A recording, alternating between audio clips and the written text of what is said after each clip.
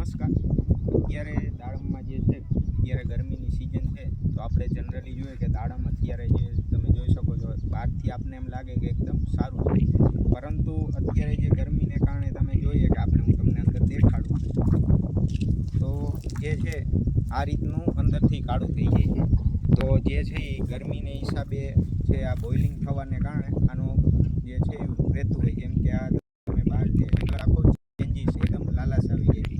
એનું કારણ છે વધારે પડતી ગરમી, છાસી સાથે પાણી આપણે જે છે એ વ્યવસ્થિત પૂરું ના પડતું હોય તો પણ જે છે આ બની શકે છે. વધારે પડતું તો આ જે છે એ ટેમ્પરેચરને કારણે જે જોવા મળતું હોય છે. આ બીજા હું તમને દેખાડું એમાં પણ જે છે એ એકદમ કાળું થવાની શરૂઆત થઈ છે.